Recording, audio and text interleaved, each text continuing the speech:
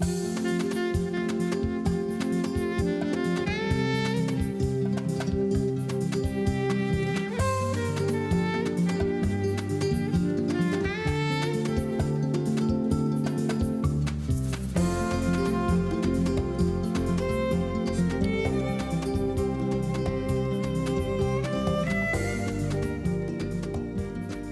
tal? ¿Cómo les va? Muy buenas noches.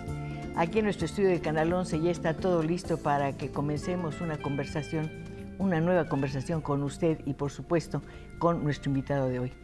Se trata del doctor Rafael Navarro González.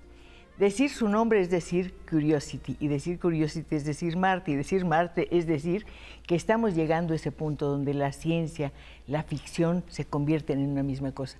No sabe qué honor y qué gusto que se encuentre con nosotros una vez más. ¿Cómo está? Buenas noches, Cristina. Estoy muy contenta de tenerlo aquí, doctor, aunque debo decir que voy a tomar unos segundos de este programa para recordar algo que todos sabemos. Debido a circunstancias que también conocemos, cientos o miles de mexicanos se encuentran en situación dramática, en situación difícil. Todos ellos requieren nuestra ayuda. ¿No es el momento de dárselas? Yo creo que sí. Muchas gracias. Doctor, ¿cómo está Curiosity? Muy bien, está en perfectas condiciones. Llevamos ya prácticamente un año, 2, 3 meses que llegamos a la superficie de Marte. Hemos hecho una gran cantidad de investigaciones cerca de un lecho de un lago que está seco y que creemos que en el pasado, hace unos 3.800 millones de años, ahí había agua líquida y se pudieron dar las condiciones de vida, de surgimiento de vida y que pudiera florecer en ese lugar. En algún comentario encontré la frase: si llegamos a Marte se lo deberemos a Curiosity. Y lo estoy diciendo por una razón, porque fíjese, a estas alturas hay 200,000 personas que quieren colonizar Marte. De ellas creo que han sido aceptadas 80,000 y al final de la selección quedarán nada más 40, divididas en 4 grupos. Ahora, quien organiza este proyecto de colonización es Mars One. ¿Nos quiere hablar de eso, doctor? Bueno, ese es un proyecto que está hecho por algunos científicos y otras personas que no están en el mundo científico y que están tratando de enviar humanos más rápido que lo que pudiera ser una agencia espacial. La NASA, por ejemplo, tiene contemplado enviar humanos a Marte con una misión probablemente de unos 10 a 20 años de la actualidad. Sería una misión un poco compleja porque un viaje a Marte tarda como 9 meses en que podamos llegar. Tendríamos que estar ahí unos cuantos meses y después tendríamos que regresar. Hasta el momento no hemos enviado naves a Marte que puedan salir de ese lugar. Entonces, uno de los objetivos de la NASA es enviar una misión robótica en una década más o menos que pudiera colectar rocas y las trajera de regreso a la Tierra como prueba de que podemos hacer ese cambio. Bueno, el segundo hombre que llegó a la Tierra, el coronel Aldrin se llama, ¿verdad? Estaba comentando que en 40 años será totalmente posible hacer viajes a Marte, o sea, que hay una línea aérea a Marte. ¿Eso es posible? Bueno, es posible siempre y cuando la industria, la iniciativa privada invierte en ese tipo de viajes. Ahorita hay gran interés por hacer viajes turísticos al espacio. Eventualmente podríamos llegar a la Luna. La Luna sería un lugar intermedio para hacer viajes a Marte, ya que podríamos reabastecer combustible, por ejemplo, en la Luna. Podríamos inclusive tener alimentos que se puedan cultivar ahí y poder llegar a Marte sería más fácil yendo a la Luna. Las personas que están interesadas en ir a Marte también aclaran que no les importa si es un viaje sin retorno. No quieren ir a visitar, quieren ir a vivir, que es muy diferente. Sí, pero ahorita las condiciones que tenemos en Marte son inhóspitas para la vida humana. Inclusive las bacterias que pueden vivir en condiciones extremas no podrían habitar actualmente la superficie de Marte. En primer lugar, porque no hay agua líquida. El agua líquida es un elemento esencial para que la vida se pueda desarrollar, se pueda reproducir y pueda existir. Y el otro problema es que la atmósfera de Marte es muy tenue, es equivalente a la presión atmosférica que tendríamos a 35 kilómetros de altura. Por ejemplo, los humanos pueden sobrevivir en una atmósfera con oxígeno a una altura más o menos de unos 5.000, 6.000 metros. Arriba de 10.000 o sea, arriba metros, del pico de Orizaba, digamos, sería el un tope poquito, aquí. no, Un sí, poquito más, más. 5.400, Sí, por ¿no? ejemplo, el Everest. Pero ya más arriba, 10 kilómetros, por ejemplo, sería la línea de la muerte, porque ya la presión atmosférica es muy baja. Y aquí estamos hablando de que tenemos oxígeno, en Marte no hay oxígeno. Y la presión atmosférica en Marte, en la superficie, sería equivalente a estar a 35 kilómetros de altura, o sea, una presión muy baja. ¿Sería posible que hubiera humanos en Marte, como los que hemos enviado a la Luna, con equipos de protección térmica y con equipo de respiración autónomo? Creo que es una expresión de usted, entre comillas, tendremos que sembrar la vida en Marte. Sí, uno de los objetivos que tenemos actualmente es estudiar si Marte tuvo vida en el pasado, si esa vida que se pudo haber surgido podría estar todavía en algún lado, probablemente en el subsuelo o en zonas polares, pero si no encontramos vida, se nos presenta la posibilidad de que pudiéramos llevar vida de la Tierra a Marte. Primero tendríamos que hacer un cambio climático, liberar gases superinvernadero que permitieran que la luz solar que le llega a la superficie de Marte calentara la superficie del planeta. Marte, al estar más alejado al Sol, recibe el 40% de la luz solar que recibimos nosotros en la Tierra. Entonces, esos gases que liberemos en Marte tienen que ser muy potentes para atrapar la luz, el calor de la superficie y poder subir la temperatura. Eso ya lo hemos hecho en la Tierra. Sabemos que, por ejemplo, la liberación de dióxido de carbono, que es un gas invernadero, ha calentado gradualmente la temperatura del planeta, y eso podríamos hacer en Marte, pero en una forma más rápida, poniendo gases todavía más potentes que el CO2. Yo me imagino que las personas que se han inscrito en este programa de colonización de Marte conocen todas estas circunstancias, y al parecer quienes han organizado el programa les piden que en un video expliquen por qué razón quieren ir a Marte. ¿Qué razón puede tener un ser humano para ir? Me interesa su punto de vista. Bueno, yo creo que el primero es la colonización.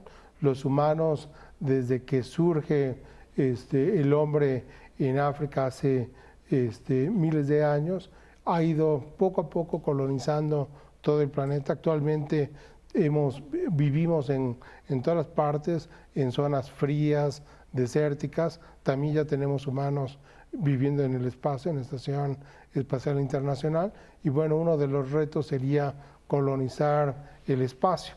Y aunque saben muchas personas que no habría regreso para este proyecto del que usted menciona, pues hay mucha gente que está dispuesta a hacer ese sacrificio con tal de beneficiar, por ejemplo, a la humanidad. Bueno, tendrían mucha información muy útil, pero por lo pronto esas personas tienen que saber lo que va a pasar con ellas, qué les va a pasar durante el viaje a sus personas, a su físico, y qué va a pasar con sus afectos, doctor. También eso es muy importante. Bueno. Además, uno necesita pertenecer a un lugar, reconocerse en algo. Llega a un lugar distinto completamente, y ¿de dónde se agarra? Bueno, ¿a qué se aferra? Parte de esto ya lo ha estudiado el robot Curiosity. Cuando se lanzó desde Cabo Cañaveral, hizo un viaje a la superficie de Marte en casi 8 meses y medio. Durante todo ese tiempo encendió instrumentos para medir los niveles de radiación cósmica que un humano podría recibir. Los resultados que tenemos indican que las condiciones, aunque son más altos los niveles de radiación, el humano podría sobrevivir sin ningún problema un viaje espacial a Marte. El robot actualmente sigue estudiando cuáles serían los niveles de radiación cósmica en la superficie, y al parecer no habría ningún problema, aunque un humano que viajara a Marte sería más expuesto a niveles de radiación y también de luz ultravioleta, que podría producir mutaciones, inclusive inducir cáncer de piel. Pero bueno, además de todos esos problemas estaría el aislamiento, que sería muy importante porque estaríamos totalmente solos. En un problema, por ejemplo, de salud que se pudieran presentar, no habría forma de poderles atender. Hay algo que me obsesiona, es un mundo que me imagino lleno de silencio, doctor. ¿sí? Y bueno, mucha gente de las que están dispuestas a hacer eso es gente que, por ejemplo, no tiene familia, se han divorciado o su pareja ha muerto, no tienen hijos o a lo mejor tienen una mascota y están dispuestos a hacer ese viaje con tal de ir a otro planeta y ver qué podría tener uno como experiencia. Sería muy interesante, pero el problema de de ese proyecto, que no es de una agencia espacial, es que no habría un retorno, a diferencia de lo que tiene programado la NASA u otras agencias espaciales como en Europa o en Asia, que enviarían a humanos y los traerían de regreso después de algún viaje de algunos meses. No sé si en una de las últimas veces que conversamos usted me decía, hace 10 años nadie hubiera pensado ni siquiera en la posibilidad de ir a Marte, y ahora se habla de eso como si hablara de ir a Cancún. Le dicen que la cuota de inscripción es de $5 a 80, los mexicanos podemos pagar 15, ya está cerrada la inscripción, ya no cabe nadie, y se especifica que deben ser personas entre 19 y 64 años de edad. ¿Por qué? Bueno, yo creo que no hay ningún problema con edad. Tendría que ser ya un adulto para poder hacer ese viaje, pero no habría ninguna restricción. Inclusive se ha hablado que entre más maduro sea la persona, es mejor para ese tipo de viaje. ¿Por qué? Pues porque ya, no lo sé con exactitud, pero bueno, sus problemas ya de salud no serían tan graves como para un joven que se pudiera exponer a niveles de radiación, por ejemplo, más altos. Si es una organización civil, ¿qué relación tiene con los científicos? ¿Qué la avala para hacer este tipo de propuestas, de convocatorias? Ese es un tipo de reality show que lo que intentan es reunir dinero para hacer ese viaje espacial y bueno, la gente, todo el mundo estaría viendo desde el momento que se seleccionan hasta que lleguen a Marte, inclusive cuando mueran en Marte porque no tienen regreso. Y hay algunos científicos que han estado asesorando a este tipo de proyectos, pero realmente no es un proyecto que esté financiado o avalado por un organismo espacial. La idea de convertir algo así tan importante en un reality show me horroriza un poco. A lo mejor estoy equivocada, pero en fin, si es así, que me digan nuestros amigos que siempre participan en este programa, ¿ustedes irían a colonizar Marte, aunque supieran que es un viaje sin retorno? Vamos a tener que ir a un corte y regresamos enseguida, por supuesto.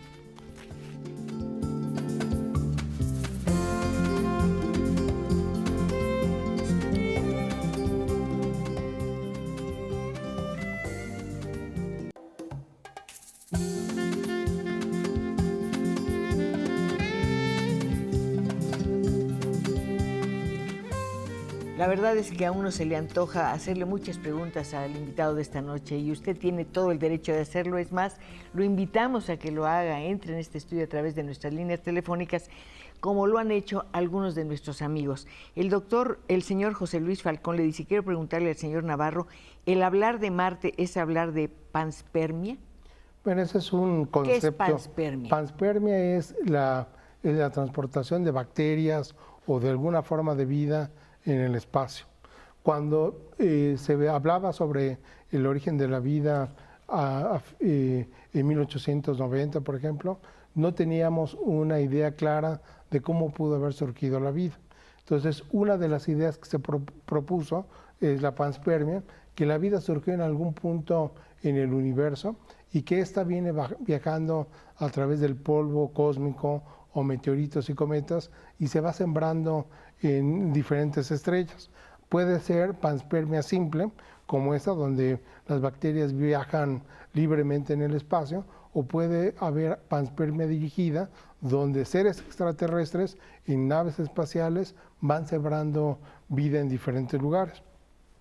Esas ideas actualmente se han descartado porque un viaje cósmico, por ejemplo, para bacterias sería muy largo, temperaturas muy bajas y la vida quedaría aniquilada por los niveles altos de radiación. Sin embargo, Marte, al estar muy cerca de la Tierra, ahora creemos que pudo haber surgido la vida en Marte o en la Tierra y esta vida pudo haberse intercambiado por colisiones de cometas y asteroides que llegaban a la superficie de Marte y la Tierra, y al colisionar arrojaban rocas del planeta con bacterias al espacio.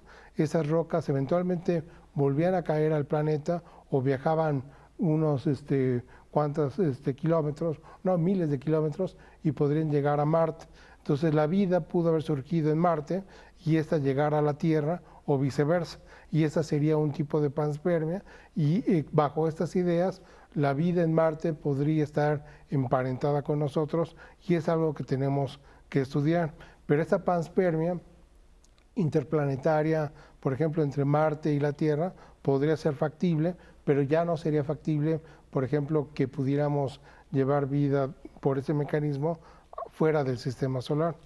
Ahora nosotros, como humanos, nos presentamos en la posibilidad de hacer panspermia dirigida a los humanos. Podemos llevar vida a la Luna o vida a Marte, y podemos hacer que la vida de la Tierra florezca en otros lugares. Decían que estos programas tienen un interés científico y económico. Sí, definitivamente llevar vida a la Luna o Marte ahorita no es de gran interés económico, pero sí hay interés, por ejemplo, de explotar recursos de la Luna o de Marte, donde pudiera haber minerales que cuesta más trabajo, por ejemplo, obtener en la Tierra. Entonces habría un interés primero económico, y eventualmente podría venir ya los humanos. Por ejemplo, me recuerda el interés de los humanos que llegaron al desierto de Atacama, uno de los lugares más inhóspitos del planeta. Hemos trabajado ahí, pero a finales de 1800 o principios de 1900 había un gran interés por explotar esa zona porque encontraron nitratos. Los nitratos de ese lugar eran importantes para utilizarlos como fertilizantes y también para hacer bombas. Entonces habría mucho interés de colonizar una zona inhóspita donde no hay agua, y bueno, así se colonizó parte de la zona costera de Chile, y bueno, ese mismo mecanismo podría aplicarse a la Luna. Van mineros y eventualmente se forman ya colonias, asentamientos humanos. ¿Es un programa de los Estados Unidos? No necesariamente. Por ejemplo, la NASA tiene interés de mandar humanos al espacio, pero también lo tiene la Comunidad Europea y otros países en Asia como Japón y, por ejemplo, la India y China, que están muy interesados, inclusive tienen los recursos económicos para llegar tal vez más rápido que los Estados Unidos. Son otros programas, no este. Sí, otros programas. Bueno, el interés es de poner primero humanos en la Luna y después humanos en Marte. Y aquí lo que nos preocupa un poco es la protección planetaria, porque, por ejemplo, la NASA, que tiene mucha experiencia en mandar naves espaciales, se ha preocupado porque sus naves no vayan tan contaminadas con bacterias que pusieran en riesgo, por ejemplo, la Luna o otros planetas. Y el problema con países que empiezan a desarrollarse, podrían no tener el cuidado de construir, por ejemplo, las naves que estuvieran libres de bacterias y pudieran sembrar vida en la Luna y en Marte o en otros lugares. El señor Francisco Guillermo Herrera dice: felicidades a la señora Pacheco y al doctor Navarro. ¿Cuál es la tecnología que permite vencer la fuerza de atracción gravitacional del Sol en los viajes interplanetarios? Bueno, primero hay que llegar al espacio. Para eso se requiere una gran cantidad de combustible para vencer la fuerza de gravedad de nuestro planeta. Y una vez ya estando en el espacio, podemos usar la fuerza de gravedad o la atracción gravitacional de la Tierra para poder impulsar la nave, y después con cohetes que lleva el mismo satélite o la nave, puede irse desplazando hacia Marte o hacia otro lugar. Por ejemplo, el robot Curiosity salió directamente al espacio e hizo su viaje a Marte sin tener que hacer uso de energía gravitacional. Pero ha habido otras naves que, por ejemplo, viajan hacia Venus, obtienen más energía y ya después se van hacia el espacio exterior. Y bueno, para eso se requiere el Sol. Tiene un viento solar que está empujando con partículas, se puede utilizar parte de eso, pero además tienen cohetes que van haciendo que cambie de órbita o de rumbo para que pueda llegar al lugar donde sea destinado. María Isabel Núñez, ¿cuánto daña la capa de ozono enviar el cohete al espacio? Bueno, se han hecho investigaciones, por ejemplo, de los transbordadores espaciales, que cuando se lanzan emiten partículas y algunos productos que quedan depositados en la estratosfera. Y bueno, yo hice el año sabático con Mario Molina. Usted es el primer becario, ¿no? De la beca sí. Mario Molina. Y bueno, en ese tiempo Mario Molina estaba muy interesado en estudiar cómo los transbordadores espaciales podían depositar partículas que catalizaran la destrucción de la capa de ozono más rápido. Entonces sí hay forma de que eso lo pudiera afectar, pero son viajes tan cortos, no son tan frecuentes como por ejemplo el daño que ocasionaban aviones, por ejemplo el Concorde de Francia y la Gran Bretaña, que sí viajaban en la estratosfera baja y ellos dañaban más, por ejemplo, la capa de ozono que un cohete. Bueno, pues ahí está la respuesta. Me imagino que hay muchísimas más preguntas. Háganlas, el doctor es muy paciente. Bueno, la prueba es que acepta conversar conmigo, que no sé nada de esto, pero que cada vez estoy más interesada por saber, por conocer cómo ha evolucionado la investigación. Cuando usted empezó en estas investigaciones, ¿a qué se tendía? ¿Se pensaba en un programa como Curiosity, por ejemplo? ¿En un proyecto? Los primeros viajes a Marte fueron al inicio de los 60 y culminaron a la mitad de los 70, cuando se lanzaron las misiones Vikingo, que exploraron la superficie de marciana en búsqueda de vida en Marte. Los resultados a los que llegó en ese momento la misión Vikingo es que no había vida en Marte y que el ambiente era muy hostil, y la NASA y otras agencias espaciales se olvidaron de Marte, ya no había el interés. Sin embargo, en los 80s se descubre que teníamos rocas en la Tierra que provenían de Marte, meteoritos que eran cuerpos que por algún mecanismo, probablemente caída de asteroides y de cometas en Marte, arrojaron rocas de Marte y nos llegaron a la Tierra. Entonces, en uno de esos meteoritos se estudiaron algunas propiedades y se especuló que podría haber vida fósil de Marte.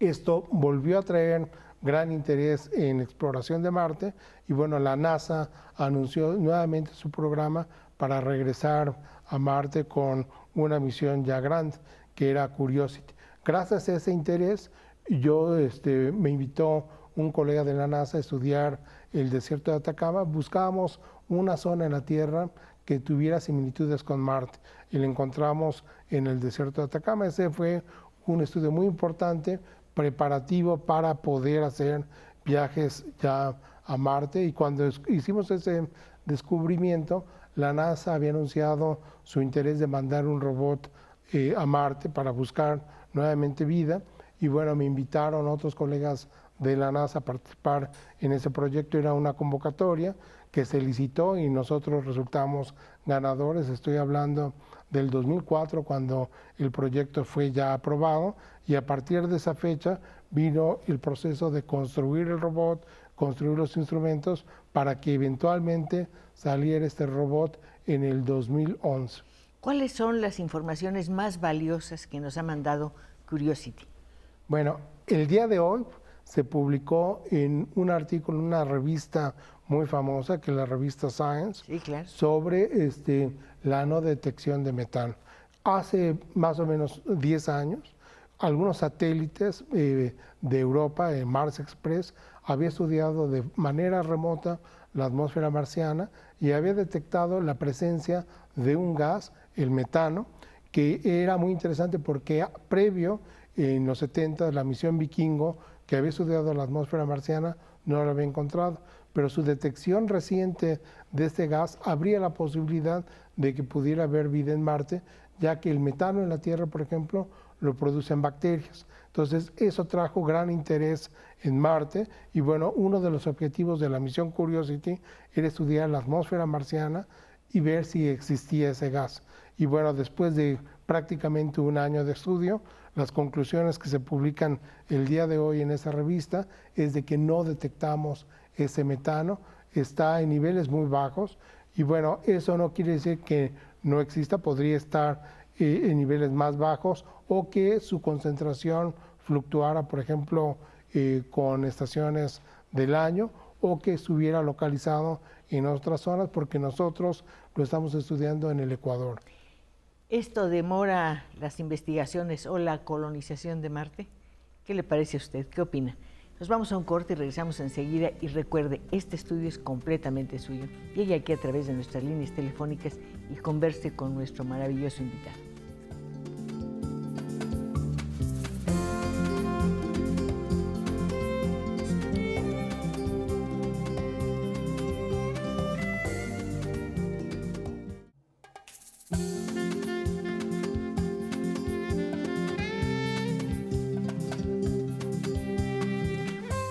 Hay muchas llamadas, muchas preguntas que hacerle al doctor Navarro.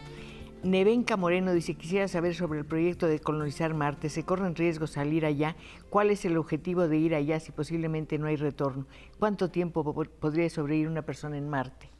Pero no podría sobrevivir mucho tiempo porque no hay oxígeno. Necesitaría llevar oxígeno para poder hacer ese viaje como un buzo o un astronauta. Las temperaturas son muy bajas también.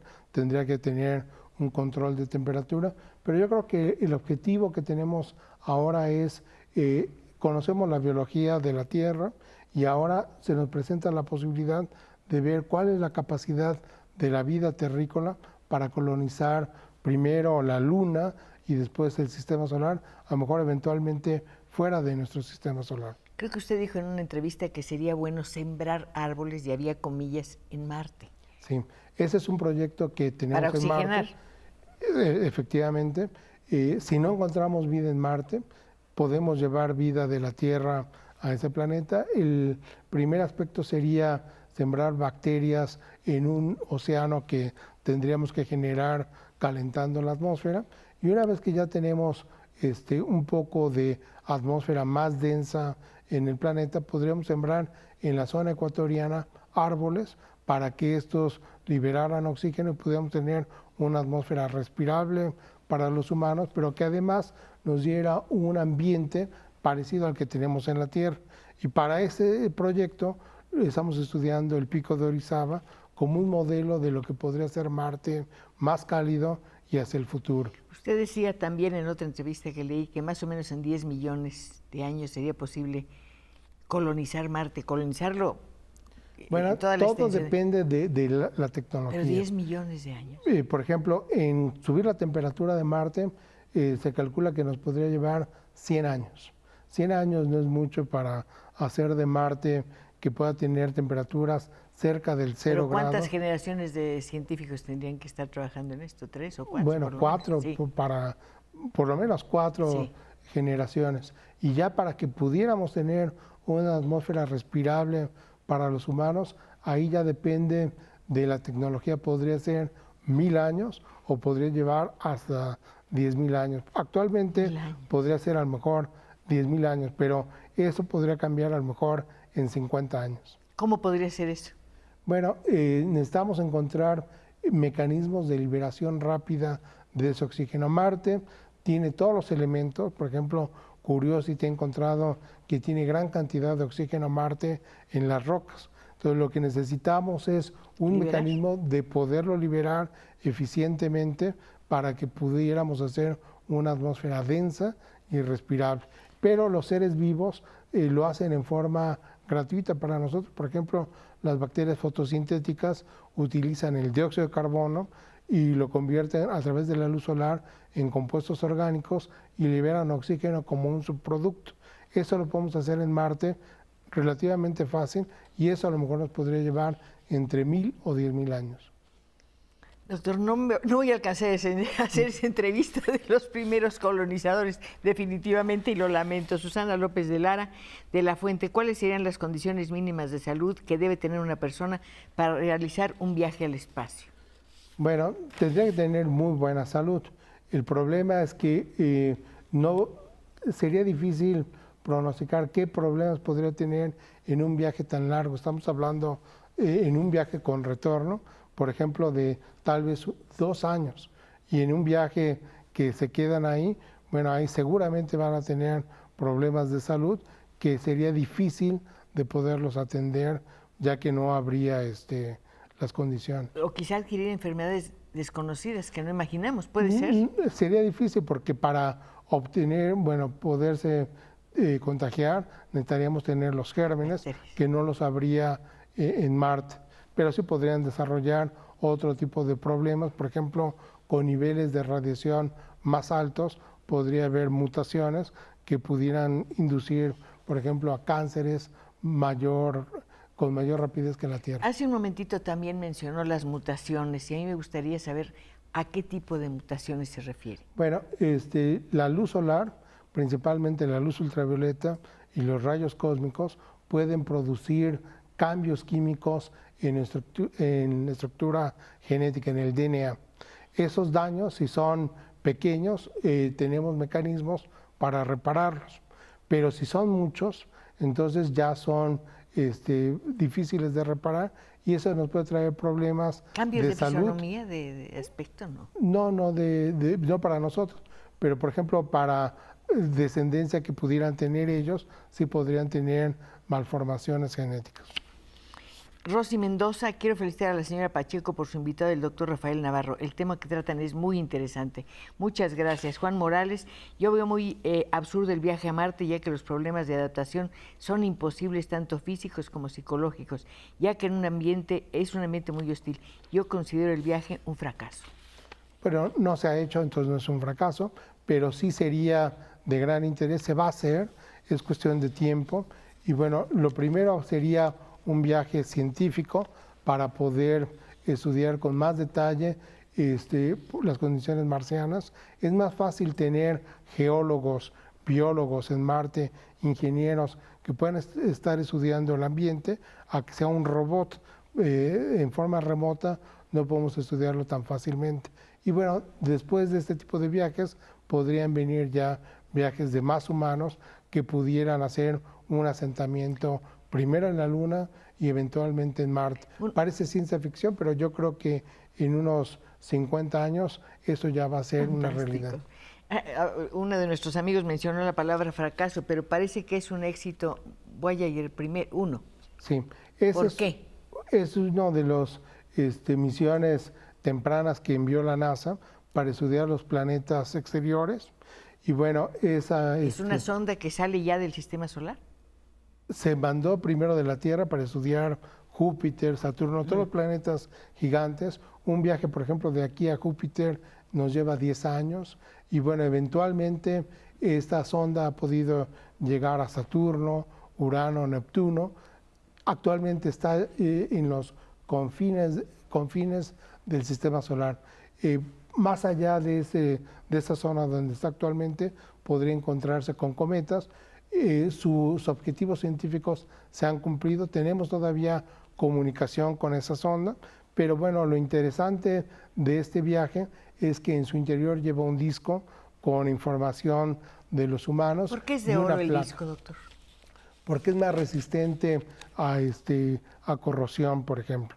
¿Qué tipo de fotografías llevas? Son 115 fotos, pero ¿de qué? Y sonidos naturales, no entiendo a qué se refiere. Sí, de todos los ecosistemas, de todas las razas humanas, de la civilización, pero además lleva una placa donde dice en qué estrella de la galaxia está, tiene una forma de lenguaje científico utilizando al átomo de hidrógeno para que lo pueda descifrar otra civilización, y es como se comunicaban, por ejemplo, los náufragos en el pasado, que llegaban a una isla y que, bueno, para que los pudieran rescatar, aventaban un mensaje en una botella y en algún momento llegaba a algún continente. Fantástico. Y lo podían escuchar o leer.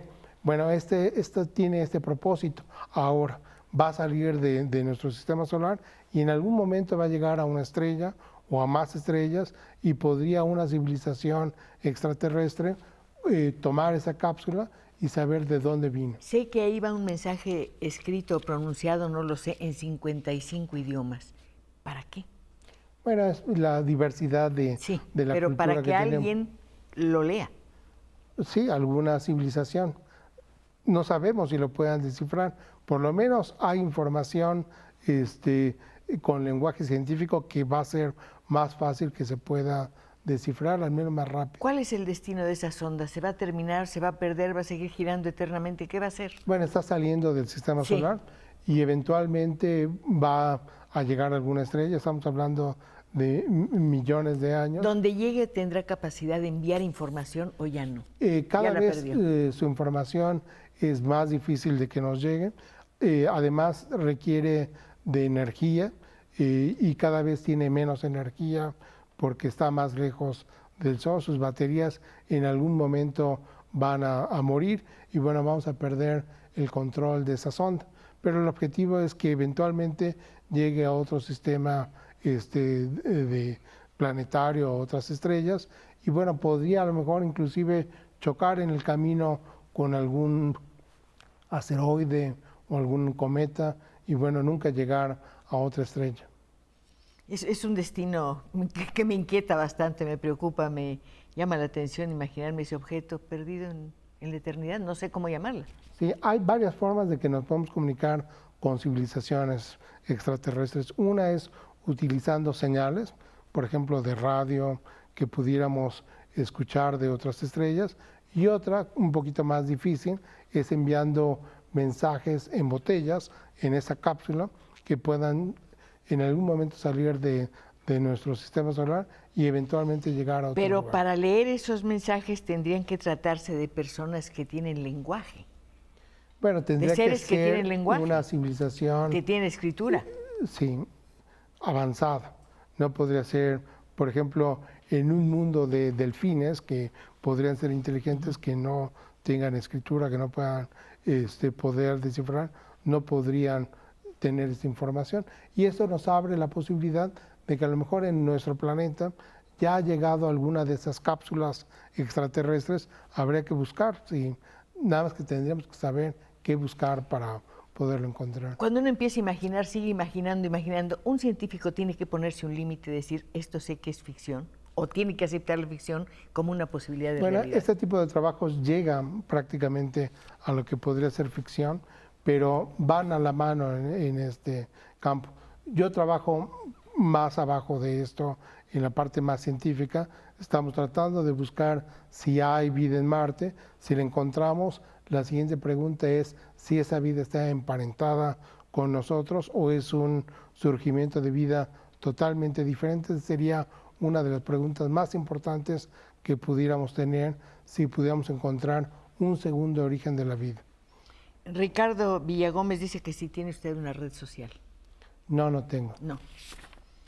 Juan Óscar de la Barca, me gustaría que su programa Felicidades y Saludos al señor Rafael Navarro, ojalá que pudieran más cosas del tipo científico, artesanal y cultural. Creo que nos vamos a un corte, ¿verdad? Regresa. Me quedan 30 segundos. No, entonces no tiene red definitivamente. No, no tengo. No puede perder el tiempo. No me gusta. Nos vamos a un corte.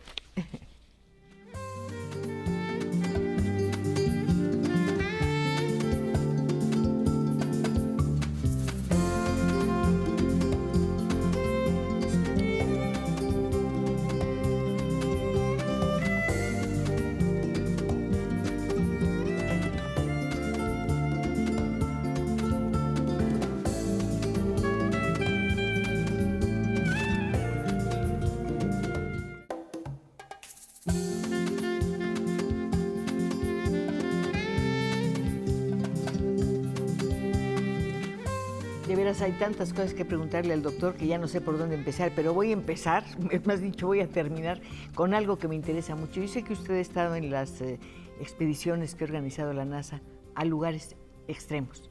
Por ejemplo, el río Catatumbo, donde usted fue a investigar el relámpago Catatumbo. No sé qué es ese río, nada más sé que se encuentra en Venezuela. ¿sí? Los relámpagos, los rayos, por ejemplo, se caracterizan por producir un trueno. En el momento en que se produce una descarga eléctrica, esta descarga eléctrica puede ser de la nube a la tierra o de la tierra a la nube o entre nubes, pero eventualmente cuando se produce la descarga se genera luz, eventualmente llega un sonido que es el trueno. Y el relámpago del Catatumbo es el único relámpago que no tiene el trueno asociado. Nada más produce el destello de luz. ¿Por qué? No se sabe, pero no produce el trueno. Y nosotros hemos hecho un viaje al río Catatumbo para estudiar cómo se produce y por qué no tiene ese sonido. ¿Cuáles son las características del río Catatumbo? Bueno, es un río que proviene de los Andes y desemboca a Maracaibo. Es una bahía que está en el mar. Y bueno, es un río de agua tipo estero, es semisalada, pantanosa. En el suelo hay mucho lodo, hay mucha materia orgánica en descomposición, hay bacterias que producen metano, dióxido de carbono, ácido sulfídrico. El olor ahí no es muy agradable, sí, pero creemos que esos gases que se están emitiendo en esa zona pantanosa llegan a la parte alta de la atmósfera y generan este centello que produce el relámpago del Catatumbo y que no tiene el trueno característico. ¿Dónde nace ese río? Bueno, no sé dónde nace, pero está por ahí el Pico Bolívar, y bueno, es donde usted también estuvo. Inician los Andes, y bueno, el agua que cae en esa zona desemboca en ese río. Doctora, hay unas preguntas. Antonio Sánchez dice, ¿es posible que un cometa sea una nave espacial que lleve extraterrestres? No, de ninguna manera. Los cometas son bolas de hielo sucio, contienen silicatos, algunos minerales, pero también tiene hielos de agua, de dióxido de carbono, de amoníaco. Y bueno, esos son cuerpos que se formaron a temperaturas muy bajas cuando se formó el sistema solar. Creemos que pudieron jugar un papel importante para el origen de la vida en la Tierra y en Marte, ya que contienen los ingredientes para que se puedan formar compuestos orgánicos, pero de ninguna manera son naves espaciales. En algún momento se especuló, por ejemplo, que esos cometas pudieran traer bacterias y que condujeran a epidemias, a panspermias, porque en el pasado, por ejemplo, los seres humanos relacionaban el paso de un cometa con alguna catástrofe en la Tierra. Entonces se llegó a especular que podrían traer bacterias que cuando se acercaban a la Tierra nos contaminaban y producían pandemias. Pero eso está descartado. Los cometas son cuerpos extraterrestres que se formaron a temperaturas muy bajas y que contienen hielos de algunos componentes como metano, agua, amoníaco, y tienen partículas de silicatos. Hay varias personas interesadas en la revista Science. ¿Es accesible? ¿Se puede encontrar? Digo, ¿es accesible para quien no sea científico? Bueno, me parece que se venden en algunos lugares de cafés, por ejemplo, en el país, no en muchos, pero está en línea, uno la puede encontrar vía internet. Se requiere acceso para poder bajar los artículos, uno puede leer por lo menos los resúmenes. Algunos artículos son de forma gratuita, pero hay, por ejemplo, licencias que tienen las universidades. Por ejemplo, la UNAM, si uno accesa desde alguna cuenta de la universidad, puede leer esos artículos o puede uno acudir a las bibliotecas de las universidades. Juan Bencomo, nunca había escuchado este apellido, es muy raro y muy bonito. ¿Cómo se puede dirigir un cohete por medio de una propulsión si no hay resistencia a la propulsión? Bueno, es una pregunta muy buena, pero aunque no hay casi es un vacío en el que encontramos, lo que hacen los cohetes es liberar gases y esos producen una corriente y uno puede dirigir, así se reorientan, por ejemplo, los satélites en el espacio, o cuando se lanzan cohetes al espacio, a otros planetas, se puede ir dirigiendo, utilizando cohetes, la dirección de esos cuerpos. Inclusive se ha hablado, por ejemplo, del peligro que podríamos tener de que nos cayera un asteroide en nuestro planeta. Hace 60,000 millones de años cayó uno no muy lejos en la península de Yucatán, que condujo a la extinción de dinosaurios en Chicxulub. Bueno, se ha hablado, por ejemplo, de que una estrategia para poder desviar esos asteroides es mandando cohetes, esos cohetes que pudieran orbitar el satélite o el asteroide y cambiar su trayectoria a través de satélites. Digo, cada cosa que nos explica nos obliga a pensar de una manera distinta, a ampliar nuestro horizonte y a ver cuán maravillosa es la mente humana, por otro lado. Y nos hace falta como reconciliarnos con eso, ¿no le parece, doctor? Sí, definitivamente hay muchas fronteras que todavía nos falta por conocer, hay que estudiar más y estamos en la frontera de lo que podría ser la ciencia y la ficción, es lo que pero decíamos. estamos muy cerca de poder llegar. Hace 40 años el hombre llegó a la Luna, estuvimos a punto de regresar a la Luna, desafortunadamente el programa Constellation se tuvo que parar, se podría nuevamente activar si recibe apoyo de compañías, pero bueno, yo creo que es un hecho que en algunas décadas tengamos hombres de regreso en la Luna y eventualmente en Marte. Sí, bueno, desde luego esa posibilidad ya empieza a causar polémica, discusiones y nos obliga a reflexionar acerca de muchas cosas, entre otras muy importantes acerca del origen de la vida. Sí, definitivamente una de las maneras de poder entender el origen de la vida es salir de nuestro planeta y tratar de encontrar otro cuerpo en el espacio que pudiera haber tenido las condiciones de origen de la vida.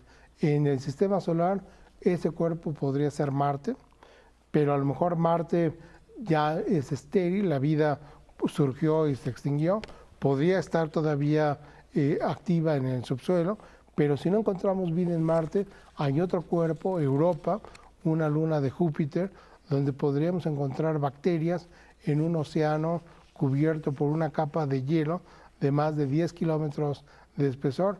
No esperamos encontrar vida muy compleja, sería vida bacteriana. Marte tiene 2 lunas, ¿verdad? Sí, Phobos y Deimos. ¿Tienen funciones distintas? No. Bueno, por ejemplo, en la Tierra, la Luna ha jugado un papel muy importante para regular el día y la noche. A eso me refería. En el caso de Marte, sus lunas son muy, muy pequeñas, no juegan un papel tan importante como el que ha jugado la Luna. Inclusive hay gente que piensa que si no hubiéramos tenido Luna en nuestro planeta, a lo mejor la vida no hubiera aparecido tan fácil. ¿Y qué habrían hecho los poetas, doctor? Además. María del Carmen Serralde, quiero saber si el doctor cree en extraterrestres. Bueno, yo creo que la vida en el universo existe y las probabilidades son tan altas que considero que puede haber en este momento en alguna parte del universo donde algunos extraterrestres se preguntan esto: ¿habrá vida en algún otro lugar? Es muy inquietante realmente. ¿Cómo se puede comunicar con la señora Pacheco? Soy voluntaria del Hospital de Nuestra Señora de la Luz. Quisiéramos que ella conociera la historia de nuestra fundación con muchísimo gusto. Se supone que van a colonizar Marte, dice don Juan Cortés. En esa colonia va a haber hombres y mujeres y habrá descendencia. Una vez colonizado Marte, ¿se puede crear una cultura con seres superiores a los habitantes de la Tierra? Bueno, lo que es un hecho es que los humanos que nazcan en Marte van a tener condiciones totalmente diferentes, su fisiología va a cambiar mucho, porque por un lado la gravedad de Marte es mucho más baja, casi es un cuarto de la que tenemos en la Tierra, y eso va a permitir que los humanos en Marte puedan ser más altos, por ejemplo, pero también van a evolucionar de manera diferente y seguramente van a evolucionar no en forma paralela, sino diferente a lo que estamos evolucionando. Eso sí es imposible de saber. Todo en este sentido es especulación. Sí, definitivo. Pero hay estudios que sugieren que serían diferentes. Edith Selene Granados de Guanajuato dice, quiero preguntarle al doctor, ¿qué pasaría si una persona promedio fuera al espacio y no tuviera preparación? Bueno, en general, por ejemplo, los astronautas han sido ingenieros, ahora se busca que puedan tener una carrera científica, pero bueno, este programa o este proyecto reality, por ejemplo, intenta enviar gente que no tiene una carrera de ingeniería o científica que pudiera ser de utilidad en el espacio. Mire lo que son las cosas. Esteban Torres dice, me gustaría poder apuntarme en el experimento a Marte. Si buscan mi nombre en el Google podrán ver toda mi experiencia y los conocimientos que tengo para realizar el viaje. Sería muy interesante saber qué lo motiva a hacer ese viaje, ¿no? Definitivamente, pero no es el único. Hay mucha gente, inclusive... ¿Usted iría a Marte, doctor? Tiene 30 segundos para contestar. Yo creo que no. ¿Por qué no? Porque, bueno, ya estaría muy viejo para el momento en que se pudiera realizar ese viaje. Bueno, usted dijo que 10,000 millones, o sea, 10,000 años, así que sí, efectivamente estaría, digamos, un poquito mayor. Sí. Doctor, ha sido un gusto tenerlo con nosotros. Gracias por su paciencia. Hay muchas preguntas, no alcancé a pasárselas al doctor porque algunas eran sumamente largas, pero desde luego todos nuestros mensajes van a sus manos, a que él sepa lo que usted piensa acerca de algo que parece que es una invención, pero es una realidad absoluta. Nos vamos a despedir y recuerde, es el momento de ayudar a los otros mexicanos que también lo necesitan. Ojalá que usted pueda hacerlo. Nos vemos el viernes para seguir conversando. Gracias, doctor. Gracias. Hasta muy pronto.